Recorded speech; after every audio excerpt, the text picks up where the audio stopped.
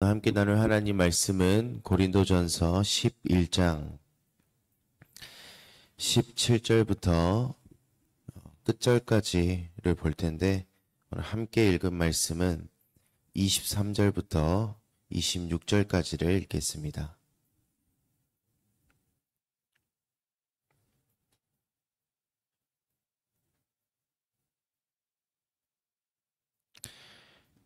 제가 가진 성경으로는 신약성경 278쪽입니다. 고린도전서 11장 23절부터 26절까지 말씀입니다. 한 절씩 교독하도록 하겠습니다. 내가 너희에게 전한 것은 주께 받은 것이니 곧 주 예수께서 잡히시던 밤에 떡을 가지사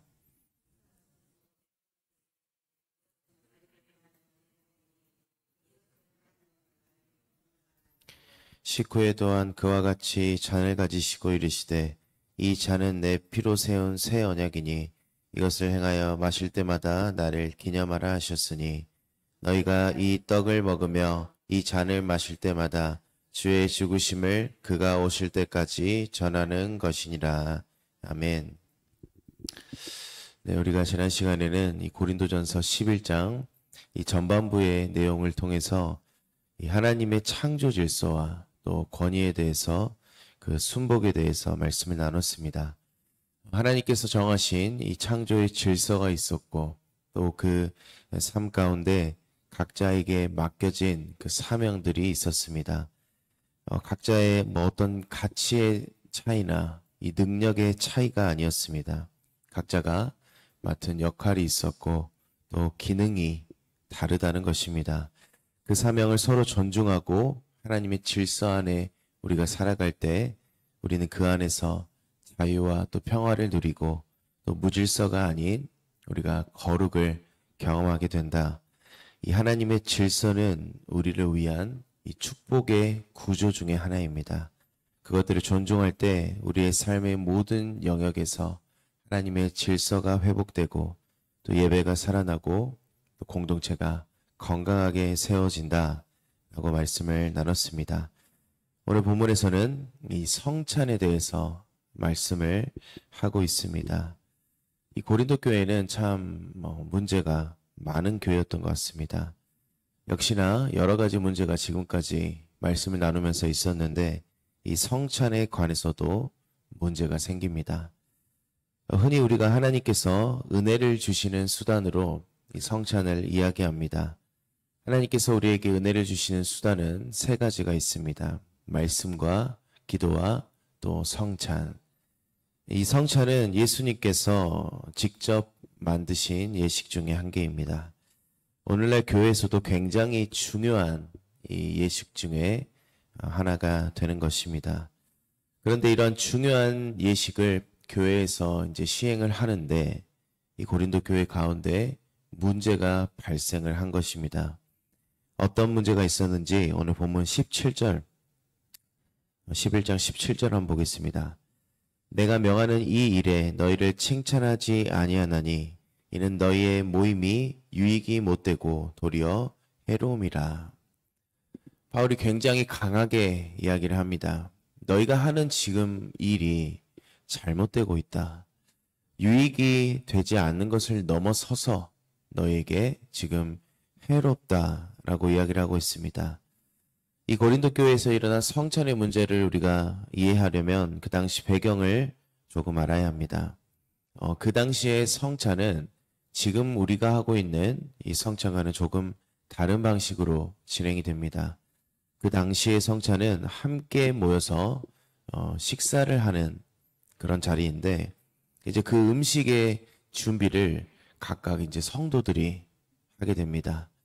그렇다 보니까 이 음식을 담당하려면 이제 음식을 준비할 돈이 있어야 합니다. 그래서 각자 이 형편이 되는 사람들이 준비를 하게 됩니다.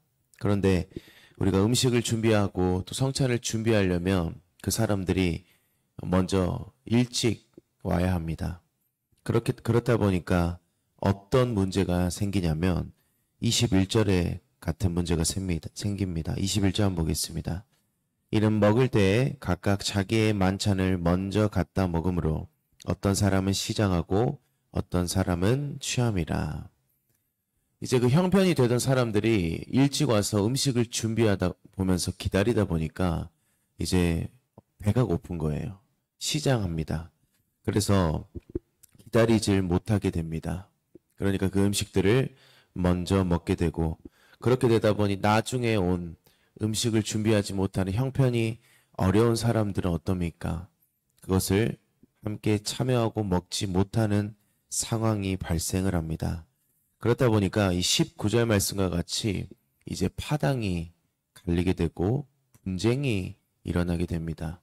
왜냐하면 이 먼저 오게 되면 또 먼저 앞쪽에 자리를 잡습니다. 그러니까 앞에 있는 사람들끼리 또 친해지게 되고, 또 나중에 온 사람들은 어떠합니까?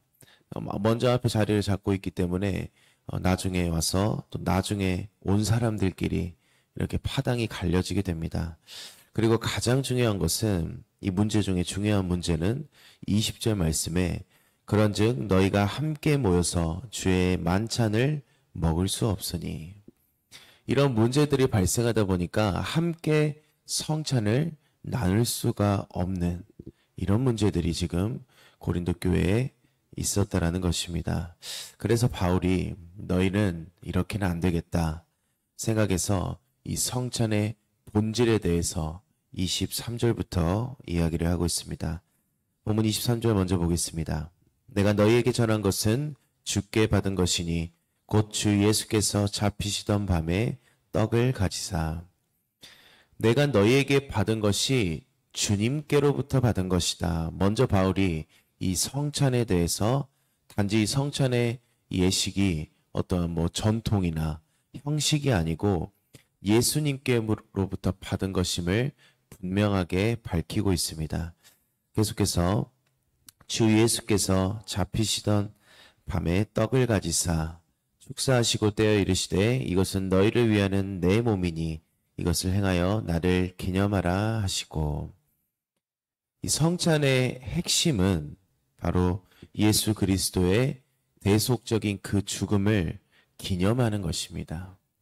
여기서 기념하라 라는 이 말은 단순히 과거의 그 사건을 기억해라 이런 수준을 넘어서서 그 사건을 내 삶의 현재 속에서 실현시키고 또 참여하게 하는 의미를 가지고 있습니다.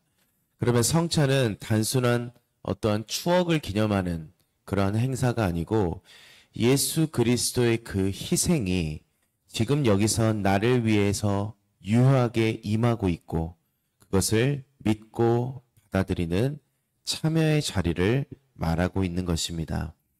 특별히 24절 말씀에서 축사하시고 떼어 라는 이 말씀은 깊은 이 신학적 의미를 함축하고 있습니다. 먼저 축사하시고 라는 이것은 단순하게 식전에 감사의 기도를 하셨다 이 의미를 넘어서서 예수님께서 자신의 그 죽음을 감사로 받아들이셨다라는 거룩한 순종의 표현입니다. 이런 것 십자가의 그 고난을 자발적으로 받아들이신 예수님의 헌신과 복종을 드러내고 있습니다. 또한 떼어내다, 이 떡을 떼다, 어떻게 보면 성찬에서 떡을 떼는 것은 또 중요한 의미를 가지고 있습니다. 여기서 떼다 라는 이 단어는 부수다, 찢다 라는 의미를 가지고 있습니다. 이 떡을 떼어서 성찬에 참여하는 이 의미는 단순한 나눠줬다 이런 의미가 아니고 예수님의 몸이 찢기고 고난당하실 것을 상징하는 의미를 가지고 있습니다. 이는 이사야서 53장의 말씀과 같이 그가 찔림은 우리의 허물을 인하며 그가 상함은 우리의 죄악을 인함이라 라는 말씀의 성취로서 이 성찬이 곧 십자가의 고난을 예표하는 행위임을 보여주고 있습니다.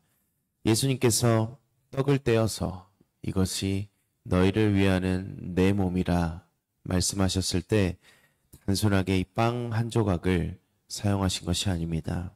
여기에는 신비한 방식으로 그리스도의 은혜가 임재합니다. 이 성찬에 여러 가지 학설이 존재를 하는데 화채설, 공제설, 영적 임재설 여러 가지가 있습니다. 그런데 우리는 칼빈의 영적 임재설을 믿습니다. 이 입장은 성찬에서 그리스도의 몸과 피가 물리적으로 임재하는 것이 아니고 성령께서 믿는 자들의 그 심령 가운데 역사하셔서 그리스도의 몸과 피의 실제적인 영적인 은혜에 참여하게 하신다라는 것이 영적 임재설입니다. 그래서 이 성찬은 단지 기념이 아니고 성령의 도우심 가운데 실질적인 그 그리스도의 구속의 은혜가 우리의 삶 가운데 임하는 이 은혜의 수단 중에 한 개가 되는 것입니다. 26절 말씀 보겠습니다.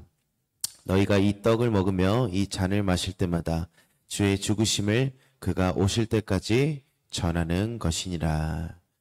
우리가 성찬하는 것이 주의 죽으심을 예수님께서 다시 오실 그날까지 우리가 전하는 것이라고 말합니다.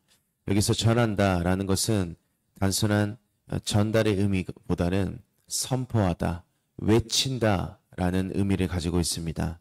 즉 우리가 성찬에 참여하는 것은 그리스도의 복음을 우리가 이런 설교 없이도 선포하는 강력한 예식적인 메시지가 되는 것입니다.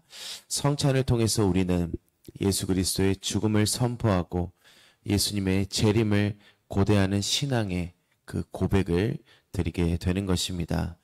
이처럼 성찬은 이 과거의 예수님의 그 구속의 사건을 현재의 은혜로 경험하고 또 미래의 소망을 고백하는 이 삼중적인 의미를 가진 의식이 되는 것입니다. 그러니까 성찬은 어떻게 우리가 참여해야 합니까? 무게가 있고 또 거룩하고 깊이 있는 신앙의 응답으로 참여해야 할 은혜의 방편이 되는 것입니다. 이렇게 바울이 이 성찬의 본질에 대해서 이야기했습니다. 그래서 이 성찬의 이 중요한 성찬을 참여하는 자세에 대해서 계속해서 이야기합니다.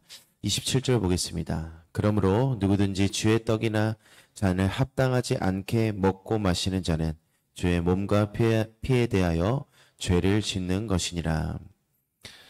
여기서 그러므로라는 접속사가 또 나옵니다. 그러므로라는 이 말은 무엇입니까? 이 성찬이 굉장히 중요하고 또 거룩하고 예수님의 죽음을 선포하는 귀한 자리이기 때문에 그러므로 합당한 자세가 필요하다는 것입니다. 그렇지 아니하면 그 주님의 몸과 피에 대해서 죄를 짓는 것이다. 그 합당한 자세가 28절부터 말하고 있습니다. 사람이 자기를 살피고 그 후에야 이 떡을 먹고 이 잔을 마실지니 주의 몸을 분별하지 못하고 먹고 마시는 자는 자기의 죄를 먹고 마시는 것이니라. 이 성찬에 참여하는 합당한 자세는 먼저 자신의 죄를 돌아보고 회개함으로 주님 앞에 나아가야 합니다. 그리고 예수님의 대속의 죽음에 감사드리고 또 그 은혜를 붙드는 믿음의 고백과 확신으로 참여해야 합니다. 또한 성찬이 이 그냥 형식적으로 끝나는 것이 아니고 예수님의 몸과 그 피를 기념하면서 우리가 영적인 은혜에 참여하는 자리임을 우리가 분명히 기억하면서 성찬에 참여해야 한다는 것입니다. 이러한 준비하는 마음이 없이 우리가 참여한다면 그 결과는 하나님의 징계를 피해갈 수 없다라고 바울이 또한 분명히 말하고 있습니다. 그러면서 마지막으로 바울이 이 고린도 교회 성찬에 나타났던 이 문제를 해결할 방법을 이야기합니다. 본문 33절 보겠습니다. 그런즉 내 형제들아 먹으러 모일 때에 서로 기다리라. 성찬은 공동체적인 예식입니다. 나 혼자 주님의 은혜를 나누는 자리가 아니고 교회가 하나 되어서 그리스도의 몸을 이루는 자리입니다. 그러므로 바울이 말하는 것은 서로 돌아보고 용서하고 하나가 되어서 이 성찬에 참여하라는 것입니다. 이 교회의 기준은 항상 이 평균이 되어서는 안 됩니다. 교회의 기준은 가장 연약한 사람, 가장 약한 자들이 기준이 되어야 합니다. 우리가 예수님의 사랑을 받은 자들입니다. 그렇다면 우리가 은혜를 받은 자들이고 우리가 그 사랑을 받은 자들이라면 우리는 나누어 줘야 합니다. 그것이 진정한 그리스도의 몸과 피로 구속의 은혜를 누린 자들의 모습이고 또 하나님께서 기뻐하시는 하나님의 자녀들의 모습입니다. 성찬은 단지 반복되는 교회의 전통이 아닙니다. 이것은 예수 그리스도의 십자가의 그 복음을 기념하고 선포하고 또 믿음의 실질적인 은혜를 누리는 자리입니다. 동시에 성찬은 우리로 하여금 죄를 돌아보게 하고 또 회개와 믿음의 결단을 새롭게 만드는 자리입니다. 그리고 성찬은 공동체가 하나 되어서 그리스도의 몸을 이루는 고백의 자리입니다. 성찬은 주님께서 우리에게 부어주시는 은혜의 중요한 예식입니다. 그래서 우리가 이 성찬에 올바르게 참여하고 이 성찬의 의미를 깊이 깨달아 알아서 주님의 은혜 안에서 날마다 새로워지는 저와 여러분이 되시기를 소망합니다. 함께 기도하겠습니다. 거룩하신 아버지 하나님, 오늘 말씀을 통해서 우리에게 은혜를 베풀어 주심에 감사합니다. 거룩하신 주의 성찬 앞에 우리가 가볍게 서지 않게 하시고 항상 두렵고 떨림으로 우리의 자신을 살피고 또 진실한 회개와 믿음으로 그리스도의 몸과 피에 참여하도록 주님 함께하여 주시옵소서. 주님의 죽으심을 기억할 때마다 감사와 감격으로 나아가며 우리 안에 사랑과 연합을 더욱 깊이 이루도록 주님 우리의 삶 가운데 함께하여 주시옵소서. 최기호 안수집사님 1,000번째 예물 드립니다. 이 예물이 쓰이는 곳곳에 하나님의 나라가 확장되게 하시고 하나님의 영광이 드러나게 하시고 또 기도하고 간구하는 모든 기도의 제목들도 응답하여 주시옵소서. 다시 오실 예수님 이름으로 기도드리옵나이다. 아멘.